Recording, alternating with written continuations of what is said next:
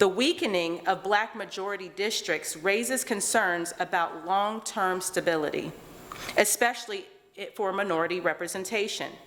This political uncertainty is a potential risk that Ohio could face if Issue 1 passes. Quite frankly, I find these facts deeply concerning and unacceptable, especially when this conversation is supposed to be about equity and leveling the playing field. This is not positive change. Not only will this dilute African American representation, but it also will disenfranchise many Ohio voters with a methodology that moves from one person, one vote to proportional partisan representation, which is trust us.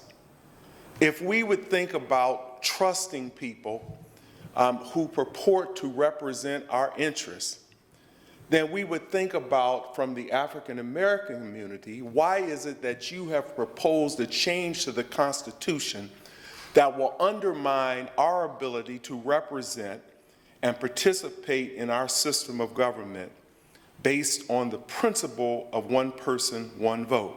One thing that I saw was how insular that commission became. The marketing materials you're going to hear on this Issue 1 in Ohio, which is based on the Michigan proposal, is that it's going to be citizens who are going to be drawing maps, that they're going to be more responsive than politicians. That is not true. What I have seen is, because of the structure of the commission, in Michigan's case it was 13, in Ohio's case it would be 15, you create an elite class of persons who get to make all the decisions, and the people have no ability to recall them. That for 70 straight years, the city of Detroit, Michigan had at least one Black congressman or congresswoman to represent them in the United States House of Representatives, until the independent Michigan Citizens Commission was created and passed a new map in 2022. Now there are none. And I witnessed my own coworkers go from good intentions, intending to listen to the people, to very quickly realizing they are immune from being removed and they can do what they want to do. Not what the people want them to do, what they want to do.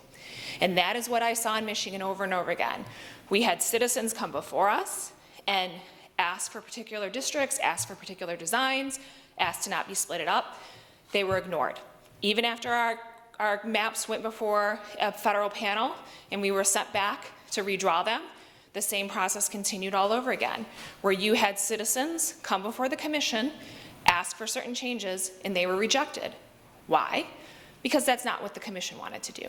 And that is the exact same type of panel that you're about to create here if Issue 1 passes. I would strongly encourage people to vote no on it for that reason. You do not want to create an undemocratic body. Nowhere else in this country do we put people in positions of power and have no ability to remove them. Our communities have fought tirelessly to get the representation it has now, and this Issue 1 will force us to take 2 steps backward. Anytime you're dealing with a redistricting commission, what you're talking about is the same tactics of the Jim Crow era of America, where blacks were disproportionately affected by new maps and intentionally kicked out, pushed out of the electoral process.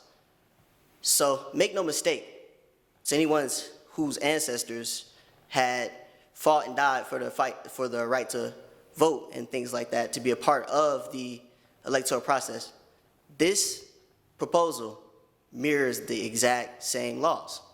Issue 1 is bad public policy. Issue 1 is a reflection of people who are frustrated by their inability to deliver for themselves. It's important to point out that Issue 1 is founded in the concept of proportionality, which is just another term for gerrymandering. Issue 1's percentage-based proportionality equals fixed outcomes, removes competition, and undermines the long-held standard of one person, one vote. Unfortunately, Issue 1 is going to level the playing field at the expense of minority communities, specifically the Black community. With this deceitful ballot initiative that undermines the very people who have been supporting your ideology, I call that ideological vigilantism. And the reason that that's the case is because you are undermining the most basic, the most vulnerable, the most impoverished people in the state of Ohio. That's wrong. That should not. And that's why I am traveling all over the state of Ohio to ask citizens to vote no on issue 1.